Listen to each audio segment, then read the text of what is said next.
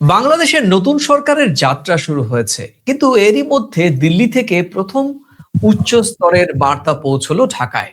ভারতের পররাষ্ট্রমন্ত্রী এস জয়শঙ্কর অভিনন্দন জানালেন বাংলাদেশের নতুন পররাষ্ট্রমন্ত্রী ডক্টর খলিলুর রহমান। অভিনন্দন বার্তায় শব্দ খুব একটা বেশি নেই, কিন্তু কূটনীতিতে শব্দের ওজন মাপা হয় গ্রাম দিয়ে নয়, বরং ইঙ্গিত দিয়ে। প্রিয় দর্শক, আপনারা দেখছেন প্রথম কলকাতার আলোচনা বিশ্লেষণ ধর্মী অনুষ্ঠান প্রাসঙ্গিক প্রসঙ্গ। আজকের প্রাসঙ্গিক প্রসঙ্গে সেই ইঙ্গিতটি ঠিক কিরকম সেটি নিয়ে আজকে আমরা বিশ্লেষণ করব। আর প্রতিদিনকার মতো আজকে আমার সহ আলোচক বিশ্লেষক প্রথম কলকাতার ডেপুটি এডিটর পরমাশিস ঘোষ রায় আমার সঙ্গে রয়েছেন, এবং সঙ্গে রয়েছি আমি সুব্রত আচার্য।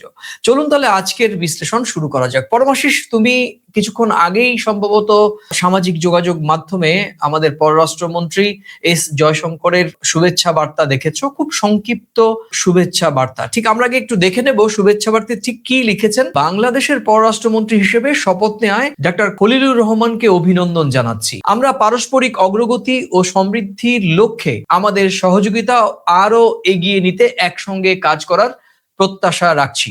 পরমাশিস, এই বার্তাটিতে খুব বেশি বাক্য নেই, আমি যদি বলি দুটো বাক্য রয়েছে আর কটি শব্দ রয়েছে। এই বাক্য শব্দ মিলিয়ে যা রয়েছে তাতে লেখায় কম, কিন্তু এর পেছনে গভীর ইঙ্গিত রয়েছে। তুমি কি বলবে ঠিক কি ইঙ্গিত বহন করছে আমাদের পররাষ্ট্রমন্ত্রী এস জয়শঙ্করের লেখা এই সামাজিক যোগাযোগ মাধ্যমে শুভেচ্ছা বার্তা? দেখো, আমি এই শুভেচ্ছা বার্তার আগে আমি একটা কথা বলতে চাই যে সম্পর্কে টানাপোড়েন, বাংলা অভিধানে এই শব্দটা ব্যবহার করা হয়। সম্পর্কে টানাপোড়েন চলছে।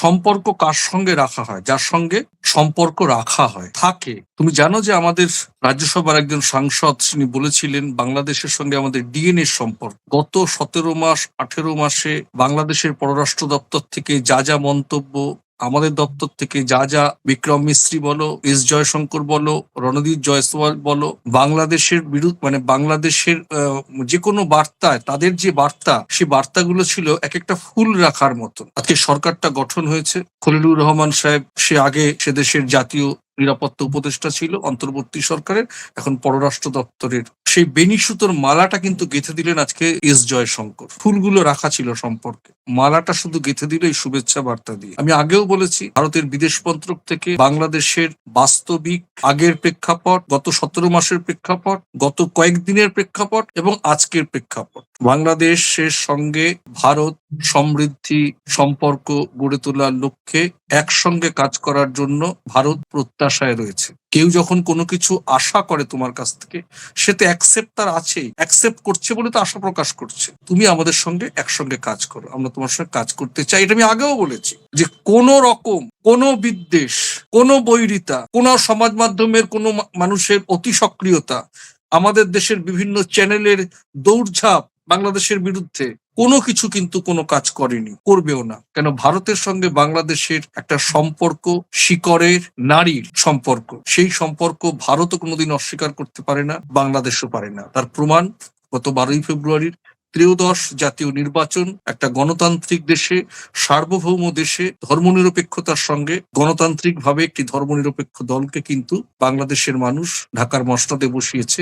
সে দেশের যা ঐতিহ্য, সে দেশের যে আদর্শ, সে দেশের যা সংস্কৃতি, শিক্ষা, তাই কিন্তু প্রমাণ করে দিয়েছে জাতীয় নির্বাচন, ত্রয়োদশ জাতীয় নির্বাচনের ফলাফল। আর স্বাভাবিকভাবেই ভারত সেটাকে খুব মান্যতার সঙ্গে, সম্মানের সঙ্গে, সমতার সঙ্গে দেখে আজকে জয়শঙ্করের এই বার্তা আমার মনে হয়। পরমাশিস, তুমি জানো ডক্টর খলিলুর রহমান সম্পর্কে কিন্তু মিশ্র প্রতিক্রিয়া রয়েছে বাংলাদেশের অভ্যন্তরে। কেন বললাম মিশ্র প্রতিক্রিয়া? কারণ ডক্টর ইউনূস সরকারের তিনি ছিলেন জাতীয় নিরাপত্তা উপদেষ্টা। তুমি জানো যে এর আগে জাতীয় নিরাপত্তা উপদেষ্টা হিসেবে আমাদের ভারত সফর করেছিলেন, এবং ভারতের জাতীয় নিরাপত্তা উপদেষ্টা আমাদের অজিত দোভালের সঙ্গে তার বৈঠক হয়েছে। সেই বৈঠক নিয়েও বাংলাদেশে একটি মিশ্র প্রতিক্রিয়া রয়েছে। আবার অন্যদিকে মিশ্র প্রতিক্রিয়া এই টেকনোক্রেট কোঠায় এই ডক্টর খলিলুর রহমানকে তারেক রহমানের এই নতুন মন্ত্রিসভায় জায়গা দেয়া, তাও আবার সেটি কোন দপ্তর? সেটি পররাষ্ট্র দপ্তর। তুমি জানো বাংলাদেশের সঙ্গে গত 18 মাসে শুধু ভারত বাংলাদেশের সঙ্গে নয়, বরং বিভিন্ন দেশের সঙ্গেই কিন্তু দূরত্ব তৈরি হয়েছিল। এই কথাগুলো আমার নয়, কথাগুলো বাংলাদেশের সংবাদ মাধ্যম এবং আন্তর্জাতিক সংবাদ মাধ্যমেই কিন্তু প্রকট ভাবে প্রকাশিত হয়েছে। হ্যাঁ, ভারতের সঙ্গে নির্দিষ্ট কিছু কারণ রয়েছে, তার মধ্যে অন্যতম কারণ ছিল শেখ হাসিনাকে আশ্রয় দেওয়া। নিঃসন্দেহে এই কারণটি গত 18 মাসে এর আগে তিস্তা জল চুক্তি না দেওয়া, সীমান্ত হত্যা কিংবা অসম বাণিজ্য, সেই সমস্ত বাংলাদেশের দিক থেকে ভারতের বিরুদ্ধে ধেয়ে আসা যে অভিযোগ, তার থেকে বড় এবং গুরুতর এবং বাস্তবিক অভিযোগ ছিল শেখ হাসিনাকে আশ্রয় দেওয়ার প্রসঙ্গটি। কিন্তু তার বাইরেও কিন্তু জানো যে অনেক দেশ বাংলাদেশকে ভিসা না দেয়া, বাংলাদেশের পাসপোর্টের মান নিচে নেমে যাওয়া এবং অনেক দেশের সঙ্গে বাণিজ্যিক সম্পর্ক প্রায় সীমিত হয়ে যাওয়া, সেই বিষয়গুলো কিন্তু গত 18 মাসে আমরা দেখেছি। তবে অবশ্যই ছিল পাকিস্তানের সঙ্গে সম্পর্কের উন্নয়ন। সে কারণেই এই ডক্টর খলিলুর রহমান সম্পর্কে বাংলাদেশের মিশ্র প্রতিক্রিয়া রয়েছে। ঠিক সেই বিতর্কিত বা কোট আনকোট একটি আলোচিত বা মিশ্র প্রতিক্রিয়ার মধ্যেই আমাদের দেশের পররাষ্ট্রমন্ত্রী এস জয়শঙ্করের একেবারেই সরকারি পর্যায়ে প্রথম আনুষ্ঠানিকভাবে বার্তা, শুভেচ্ছা বার্তা এবং তার সঙ্গে কাজ করার জন্য ইতিবাচক দৃষ্টিভঙ্গি, স্বাভাবিকভাবেই আবার এটি কি নতুন করে বিতর্কের আগুনে ঘি ঢালবে না? দেখো, আমাদের দেশে, আমি আমাদের দেশ দিয়ে বলি, আমাদের দেশে এখন কেন্দ্রের সরকার চালাচ্ছে ভারতীয় জনতা পার্টি। বিরোধী দলে কারা রয়েছে? কংগ্রেস, রাহুল গান্ধী, মল্লিকার্জুন খার্গে, সোনিয়া গান্ধী, শশী থারুর, এরা সব রয়েছে। আমাদের রাজ্যে মুখ্যমন্ত্রী মমতা বন্দ্যোপাধ্যায় রয়েছেন, যে ইউপিএ গভর্নমেন্টের ইউপিএর একটা অন্যতম শরিক মুখ বলা যায়। সবার সঙ্গে সবাইকে তুমি কিন্তু খুশি করে কাজ করতে পারবে না, তোমাকে একটা কমন দৃষ্টি রাখতে হবে। তাদের দেশে বিএনপির চেয়ারম্যান, যিনি প্রধানমন্ত্রী হয়েছেন, তারা সিদ্ধান্ত নিয়েছেন সবাই ভাবে, সংসদীয় ভাবে, যে তাকে তারা বিদেশমন্ত্রী করবেন। সেটা একেবারে তাদের একান্ত ব্যক্তিগত ব্যাপার। তাকে নিয়ে তাদের দেশে সমালোচনা থাকতেই পারে, আলোচনা থাকতেই পারে। ডক্টর ইউনূসের কি সমালোচনা বাংলাদেশের মাটিতে হয়নি? কিন্তু ডক্টর ইউনূস তো বাংলাদেশের অন্তর্বর্তী সরকারের উপদেষ্টা হয়েছিলেন। ইউনূসের কিছু মন্তব্য আমাদের ভারতের গণমাধ্যম তেড়িয়ে বেঁকিয়ে কথা বলেনি, বলেছে তো। এটা একটা সৌজন্য, স্বাভাবিক। ভারত বাংলাদেশের সঙ্গে একসঙ্গে কাজ করতে চায়।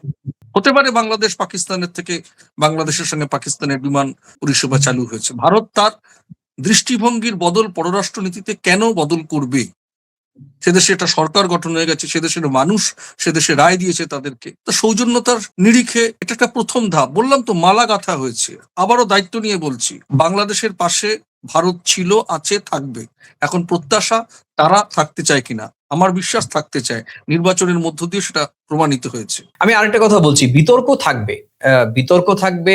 দুটো দেশের নিজস্ব নীতি, দুটো দেশের নিজস্ব স্বার্থ, দুটো দেশের ভৌগোলিক অবস্থান, দুটো দেশের মানুষ এবং সেই মানুষের মানসিকতা, সমস্ত কিছুই ভিন্ন। সেখানে বিতর্ক থাকবে, কিন্তু এই বিতর্ক পাশ কাটিয়ে এগিয়ে যাওয়া কি সম্ভব হবে? তুমি জানো যে গতকালই তারেক রহমানের যে মন্ত্রিসভা, সেই মন্ত্রিসভায় গঠন হয়েছে এবং মন্ত্রিসভার যে কলেবর, ক্যাবিনেটের যে কলিবর, সেটিও কিন্তু নেহাত কম নয়। প্রতিমন্ত্রী, মন্ত্রী মিলে প্রায় 49 জনের একটি আমরা প্রথমে দেখেছিলাম এবং তারপর রাতে খুব সম্ভবত বাংলাদেশি গণমাধ্যমের সূত্র যেটি বলছে, আরো 10 জনের মতো উপদেষ্টা করা হয়েছে এবং সেখানে কাউকে পূর্ণমন্ত্রী এবং কাউকে প্রতিমন্ত্রীর দায়িত্ব দেওয়া হয়েছে। এইতে আমরা ধরে নিই যে প্রায় 60 জনের মন্ত্রী প্রতিমন্ত্রী একটি ক্যাবিনেট সদস্য নিয়ে সরকার প্রথম দিন থেকেই এগোতে চেষ্টা করছে। সুতরাং এই মুহূর্তে দাঁড়িয়ে সরকারের বহরটাও কিন্তু অনেক বেশি। সরকারের নিজস্ব যে শরীর, সেটিও কিন্তু প্রথম দিন থেকেই অনেকটা শরীর স্বাস্থ্যবান যেটাকে বলা হয়, আমরা সেইভাবেই এগোচ্ছে। এর মধ্যে পররাষ্ট্র মন্ত্রণালয়ের মন্ত্রী, তাকে নিয়েও আলোচনা চলছে। বিশেষ করে তুমি জানো যে প্রধান বিরোধী দল এবং আমরা দেখেছি যে বৈষম্য বিরোধী আন্দোলন বা পরে এনসিপির কয়েকজন নেতাকেও কিন্তু শোনা যাচ্ছে যে এই খলিলুর রহমানের এই মন্ত্রিসভায় অন্তর্ভুক্তি কোথাও গিয়ে সাংঘর্ষিক বলে অনেকে মনে করছেন। তো বিষয়টি নিয়ে প্রথম দিন থেকেই কি আরো বিতর্কের জল ঘোলা করবে না? দেখো, সেটা যদি বলো, আমি যদি সরাসরি বাংলাদেশের রাজনীতিটা নিয়ে কথা বলি, তাহলে আমি সরাসরি ঢুকে গিয়েই কথা বলবো। নাহিদ ইসলাম সাহেব, সে আমাদের থেকে হয়তো বয়সে ছোট, সম্মানে বড় অনেক, তিনি একটা প্রশ্ন তুলেছেন। আপনাকে আমি প্রশ্ন করতে চাইছি, অন্তর্বর্তী সরকারের নিরাপত্তা উপদেষ্টা ছিল, সে ভোটে দাঁড়ায়নি, সে তো বিএনপি করে না। আপনাদের তো এটা বোঝা উচিত। সেই মানুষটাকে এই সরকারে তারা সম্মানিত করে টেকনোক্র্যাটের কোটায় তাকে মন্ত্রী করেছে। আপনাদেরই তো একটা অংশীদার এই সরকারে গেল। তার দৃষ্টি দিয়ে তো আপনারা অনেক কিছু দেখবেন বা জানবেন। সংসদে তো আপনারা থাকবেন, অসুবিধার কি আছে? বিতর্ক না বাড়িয়ে বাংলাদেশটাকে ভালোবেসে এই খলিলুর রহমান অন্তর্বর্তী সরকারের নিরাপত্তা উপদেষ্টা থাকাকালীন এই যে টানাপোড়ের সম্পর্ক, নিরাপত্তা ব্যবস্থা, উনি দিল্লিতে এসে বৈঠক করেছিলেন না? তখন কি প্রশ্ন তুলেছিলেন? আপনাদের দেশের বিদেশ মন্ত্রী হয়েছে, সে তো পাকিস্তানের সঙ্গেও সম্পর্ক রাখবে, সে তো ভারতের সঙ্গেও সম্পর্ক রাখবে, সে তো যুক্তরাষ্ট্রের সঙ্গেও সম্পর্ক রাখবে, যুক্তরাজ্যের সঙ্গে সম্পর্ক রাখবে। আপনাদেরই তো প্রতিনিধি, আপনারাই তো এই বিক্ষোভের মধ্য দিয়ে, আন্দোলনের মধ্য দিয়ে সেই সরকারটাকে উৎখাত করেছিলেন। আপনারাই তো বসিয়েছিলেন ওনাকে অন্তর্বর্তী সরকারের নিরাপত্তা উপদেষ্টা করে। আপনি যে কথা বলছেন, আপনি তো জিতে এসেছেন, আপনি তো সংসদে পৌঁছেছেন, আপনারা ব্যাপকভাবে পৌঁছননি। যে দলটা পৌঁছেছে সেটা তো বাংলাদেশের দল, তারা তো অন্তর্বর্তী সরকারের লোককে বাদ দিয়ে করতে পারতো, করেনি তো। টেকনোক্র্যাট কোটায় তাকে নিয়ে এসছে, এমনও তো হতে পারে, আমি জানি না। আমি আশা প্রকাশ করছি ডক্টর ইউনূসকেও হয়তো কোনো না কোনো কারণে নিয়ে আসতে পারে প্রয়োজনে, সেটা ভবিষ্যৎ বলবে, সময় বলবে। দেশটা, সরকারটা গঠন হয়েছে, প্রথম দিনই সবকিছু উনি ডানাটা অনেক বড় করে মেলছেন, যাতে কোনো জায়গায় কোনো দৃষ্টিভঙ্গির বদল না হয়, সকলকে যেন দেখতে পায়, জানতে পারে, সরকারটা যেন সুন্দরভাবে সব জায়গাটাকে পরিচালনা করতে পারে। গোপালগঞ্জে তো ভোটই হয়নি, ভোট দিতে যায়নি, তো গোপালগঞ্জের মানুষের প্রধানমন্ত্রী হননি তারেক রহমান সাহেব। গোপালগঞ্জ কি একেবারে নিপীড়িত হয়ে থাকবে? দৃষ্টি দেবে না? উন্নয়ন সেখানে হবে না? চট্টগ্রামে তো 16 জন সংসদ সদস্য হয়েছে, 16 জনের মধ্যে 14 জন জিতেছে, তার থেকে মন্ত্রিত্ব হয়তো কম পেয়েছিলেন, ওটা দেখছিলাম এটা মিডিয়ায়। দেশটার কথা ভাবুন, সরকারটা গঠন হয়েছে।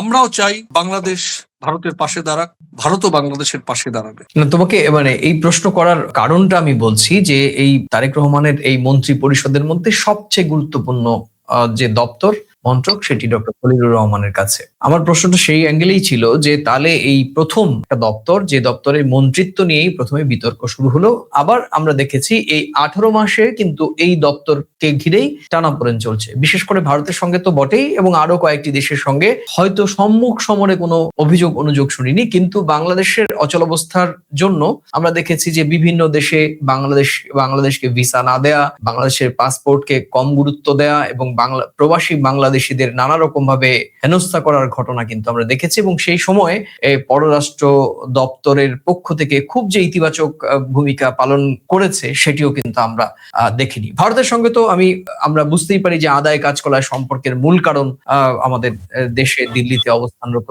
শেখ হাসিনা, সেটি তো রয়েছে, সেটি বাংলাদেশের দিক থেকে সামগ্রিকভাবে একটা মৌলিক বিষয়। কিন্তু তার বাইরে এই মুহূর্তে শুরুর দিন থেকেই একটা কোট আনকোট বিতর্ক বা মিশ্র প্রতিক্রিয়া নিয়ে বাংলাদেশের নতুন সরকারের যাত্রা এবং বাংলাদেশ ভারতের সম্পর্ক, এই সবই তো পররাষ্ট্র মন্ত্রকের ওপরে বর্তায়। সেক্ষেত্রে কি বাড়তি চাপ হবে কি আমাদের এই দুই দেশের? বিষয়টা দেখো, সাংঘর্ষিক পরিবেশের মধ্য দিয়ে যে লোকটা অন্তর্বর্তী সরকারের নিরাপত্তা উপদেষ্টা ছিল, এবং সেই সময়টাতে নিরাপত্তা উপদেষ্টা যেমন উনি ছিলেন, এবং সেই সময়টাতে পররাষ্ট্র উপদেষ্টা ছিলেন তৌহিদ হোসেন সাহেব, আমরা দেখেছি যে পররাষ্ট্র বিভাগের সঙ্গে অনেক কিছু ব্যাপারে মতানৈক্য হয়েছে, টানাপোড়েন হয়েছে, পাল্টা বক্তব্য, কথা চালাচালি সবকিছুই হয়েছে। কিন্তু সাংঘর্ষিক পরিবেশের মধ্য দিয়ে যে মানুষটা ওই পথটা দেখে এসেছেন, তার অভিজ্ঞতার ঝুলিটা কিন্তু অন্যদের থেকে অনেক বেশি থাকবে। আমার তো মনে হয় একটা খুব গুড জেস্টার এবং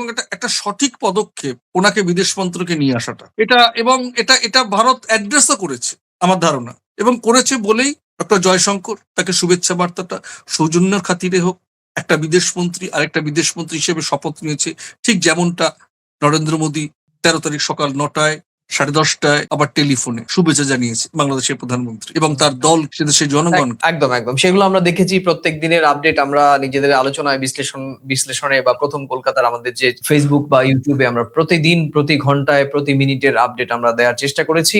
এবার আমাদের দিক থেকে দিল্লির দায় বা দিল্লির কি দায়িত্ব বা দিল্লি কি করতে পারে ঢাকার ওপরে এককভাবে অনুযোগ বা এক চোখে না তাকিয়ে দিল্লি কি সত্যি আমাদের দুই দেশের সম্পর্কের ক্ষেত্রে আগের থেকে বেশি ইতিবাচক ভূমিকা পালন করবে কিনা? শুধুমাত্র কূটনৈতিক বার্তা, দুটো লাইনে আমরা কাজ করতে চাই, এটি কি কূটনৈতিক বার্তার মোড়কেই ফাইলেই থাকবে, নাকি এটা বাস্তবিক অর্থে আমাদের দিক থেকে, আমাদের যারা সাউথ ব্লকের কর্মকর্তা, যারা গত 15 বছর ধরে বাংলাদেশ ডেস্ক যারা কাজ করেছেন, আমি বলবো যে বাংলাদেশ ডেস্ক অনেক ক্ষেত্রেই হয়তো সঠিকভাবে বাংলাদেশকে মূল্যায়ন করতে পারেননি। এটা আমি একেবারেই আমার সামনে যুক্তি, তথ্য, প্রমাণ দিয়ে আমি বলতে চাই। তারা নিশ্চয়ই ভুল থেকে মানুষ শিখবেন, ভুল থেকে সাউথ ব্লকের লোকেরাও সবসময় যে যারা কাজ করছেন, বাংলাদেশ ডেস্ক সামলাচ্ছেন, তারা সবসময় যে তাদের কাছে সবসময় রিয়েল টাইম ইনফরমেশন এসেছে বা তারা সেই ইনফরমেশন এলেও কতটা গুরুত্ব দিয়েছেন হয়তো এখন তাদের রিয়েলাইজেশন হয়েছে, এবং তারপর এখন নতুন করে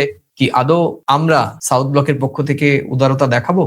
অবশ্যই। শুধু তো চিঠি চালাচালি হয়নি, ডক্টর জয়শঙ্কর গেছেন, আমাদের এদিক থেকেও কর্মকর্তারা ঢাকায় গেছেন, বাস্তবিক দিক থেকে প্রধানমন্ত্রী যেতে না পারলেও ওম বিড়লা গেছেন, বিদেশ সচিব গেছেন। শুধু কি চিঠি চালাচালি নাকি? প্র্যাকটিক্যাল হচ্ছে তো ঘটনাগুলো, বাস্তবতা তো দেখতে পাচ্ছি। না না, দৃশ্য তো অবশ্যই গেছে, কিন্তু আমি বলতে যাচ্ছি যে এই দৃশ্যমানতা কি সাধারণ জনগণের মধ্যে প্রভাব ফেলবে কিনা, এবং সেটা মানুষ অবশ্যই ফেলবে, অবশ্যই ফেলবে।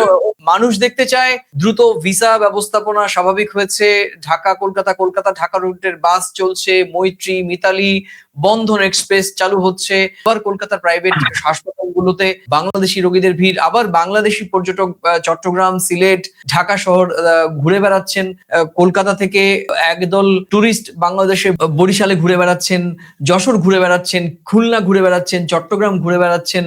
এই দৃশ্য দেখতে চায় এখন মানুষ। আবার ঢাকা কলকাতা, কলকাতা দেখো,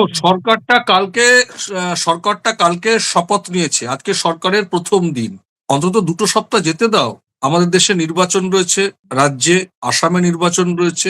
আমার ধারণা একটু 6 মাসের মধ্যে ভারত বাংলাদেশের সম্পর্ক কোন উচ্চতায় যাবে আমি এখনই বলছি না, তবু বলছি, আশা প্রকাশ করছি সেটা বাংলাদেশের সাধারণ মানুষরা ফিল করবে। অসমর্থিত সূত্রে দিল্লির যে আকাশে বাতাসে যে খবর ঘুরছে, দিল্লির সংশ্লিষ্ট দপ্তরে যেসব খবর ঘুরছে, অফিসিয়ালি তো বিদেশ মন্ত্রক বলবেই, এবং তার বাস্তবতাটা আমরা দেখতে পাবো। ভারত বাংলাদেশের সম্পর্ক আবার ঠিক যেমনটা ছিল, হয়তো মানে এমনও হতে পারে এই সরকার, যদিও সেটা হয়তো বিএনপি বলবে না যে ভারত সরকার বিএনপির সরকার, যেটা আওয়ামী লীগ বলেছিল, ভারত সরকার বাংলাদেশের সরকারের পাশে আগে যেমনটা ভাবে ছিল তেমনটা ভাবেই থাকবে। একটাই অনুরোধ, আওয়ামী লীগের মতন ভুল করবেন না যে ভারত সরকার বিএনপি সরকারের জন্য রয়েছে। এক চোখে দেখা দৃষ্টি নেই, এটা শিক্ষার পাঠ নেবে। বাংলাদেশের এই ঘটনা গোটা বিশ্বের যারা গণতান্ত্রিক দেশ, ভোট প্রক্রিয়ার মধ্যে যারা সরকারে আসীন হন, যেসব রাজনৈতিক দল, তারা প্রত্যেকে এখান থেকে পাঠ নেবে 2024-এর 5ই আগস্টকে মনে রেখে। দেখো, 5 বছর দেখতে দেখতে চলে যাবে, 5 বছর চলে যাওয়ার পর আবারও তো মানুষের মুখে, মানুষের সামনে জবাবদিহিতায়, মানুষের কাঠগড়ায় আবারও 5 বছর পর মানুষের কাঠগড়াতে, ভোটারদের কাঠগড়ায় দাঁড়াতে হবে রাজনৈতিক দলকে, সেটি আমাদের দেশের হোক, সেটি বাংলাদেশের হোক। সুতরাং এই সময় থেকে বা অতীত থেকে শিখে আমাদের আগামীতে পথ চলতে হবে, কারণ দক্ষিণ এশিয়া মনে রাখতে হবে যে এখন প্রতিযোগিতার ময়দান। কানেক্টিভিটি করিডোর, বন্দর, ট্রানজিট, জ্বালানি রুট, সাপ্লাই চেন, বাংলাদেশ কৌশলগতভাবে খুবই গুরুত্বপূর্ণ, ভারত ভৌগোলিক ও অর্থনৈতিকভাবে অপরিহার্য। ফলে এই বাস্তবতায় দুই দেশের সম্পর্ক শীতল রাখা ঠিক কারোর পক্ষেই সুখকর নয়। আমাদের দিল্লির কর্মকর্তারা নিশ্চয়ই বিষয়টি ইতিবাচকভাবে দেখবেন। অন্যদিকে বাংলাদেশে এই মুহূর্তে যারা সরকার গঠন করেছেন, আমার সহকর্মী সাংবাদিক বন্ধু, তুমি বললে যে 2-3 সপ্তাহ সময় নয়, সময় রয়েছে। বাংলাদেশের অভ্যন্তরে যে তথাকথিত ভারত বিরোধিতা নামে যে রাজনৈতিক চাল চালানো হয়, সেটিও বাংলাদেশের বর্তমান সরকারকে কঠোরভাবে দমন করতে হবে। ভারত এবং বাংলাদেশের মধ্যে সুসম্পর্ক তৈরির ক্ষেত্রে আমাদের অভ্যন্তরে বাংলাদেশ বিরোধিতার একটি রাজনৈতিক চাল, আর বাংলাদেশের অভ্যন্তরে ভারত বিরোধিতার একটি রাজনৈতিক চাল একেবারে নোংরা রাজনৈতিক স্বার্থে ব্যবহৃত হয়ে আসছে। আমাদের সরকার এবং অন্যান্য রাজনৈতিক দলগুলোকে অবশ্যই সচেতন হতে হবে ভারতের অভ্যন্তরে, যাতে বাংলাদেশ বিরোধী কোনো ধরনের নোংরা রাজনীতি না হয়। একই রকম ভাবে বাংলাদেশের অভ্যন্তরে ভারত বিরোধিতার সুর তুলে যাতে নোংরা রাজনীতি না হয়। আর এর ফলে কি হতে পারে সেটি কিন্তু গত 18 মাস আমাদের চোখের সামনে দৃশ্যমান হয়েছে। তবে আমার স্থির বিশ্বাস, বিগত 18 মাস থেকে দিল্লি এবং ঢাকা শিক্ষা নিয়ে আগামীতে ভারত বাংলাদেশের সাধারণ মানুষের সম্পর্ক ঠিক রাখার জন্য যথাযথ ব্যবস্থা গ্রহণ করবে। আর আজকে আমাদের দেশের পররাষ্ট্রমন্ত্রী এস জয়শঙ্করের টুইট বা ফেসবুক বার্তায় তারই ইঙ্গিত পাওয়া গেল বইকি, আর সেই ইঙ্গিতটি আগামীর পথ নির্ণয় করবে। প্রিয় দর্শক, আজ এ পর্যন্তই। তাহলে পরমাশিস, তোমাকে অনেক ধন্যবাদ। তুমি এত সময় জুড়ে আমাদের দর্শকদের সঙ্গে তুমি তোমার মূল্যবান বিশ্লেষণ শেয়ার করলে। শেষ করব প্রিয় দর্শক, জয়শঙ্করের শুভেচ্ছা বার্তা 3টি জিনিস স্পষ্ট হয়েছে। 1, দিল্লি সরকার পরিবর্তনকে মেনে নিতে দ্রুত আনুষ্ঠানিক যোগাযোগ স্থাপন করেছে আর সম্পর্ককে রাষ্ট্রীয় পর্যায়ে ধরে রাখতে চায়, দলীয় নির্ভরতা কমাতে চায়। এবং 3, মিউচুয়াল প্রোগ্রেস, এই শব্দ ব্যবহার করে সমতার বার্তা দিতে চায় দিল্লি। তবে এই বার্তাটি শুধু কাগজে হলে আবারও সংকটকে সামাল দিতে হবে ঢাকা বা দিল্লির। আর আমাদের কাছে সেই প্রত্যাশা, ঢাকা এবং দিল্লি এখন থেকে নতুন সম্পর্কে সমঝে চলবে, পারস্পরিক সম্মান, বিশ্বাস, আস্থার ভিত্তিতে। প্রিয় দর্শক, আজ এই পর্যন্তই। আবার দেখা হবে নতুন কোনো প্রাসঙ্গিক প্রসঙ্গের বিষয় নিয়ে। ততক্ষণ ভালো থাকুন, সুস্থ থাকুন, সবাই নিরাপদে থাকুন। আর হ্যাঁ, এই ভিডিওর কোন মন্তব্য বা মন্তব্যগুলোর সঙ্গে আপনি সহমত বা ভিন্ন মত, সেটি মন্তব্যের কলামে লিখে জানাতে ভুলবেন না। আর এই ভিডিওটি ভালো লাগলে নিজেদের মাঝে শেয়ার করতে পারেন। আর আজকেই চ্যানেলে প্রথম এলে পুরনো ভিডিও দেখে যদি চ্যানেলটি ভালো লাগে তবে লাইক বা সাবস্ক্রাইব করতে পারেন। আজ এ পর্যন্তই, আবার দেখা হবে। নমস্কার।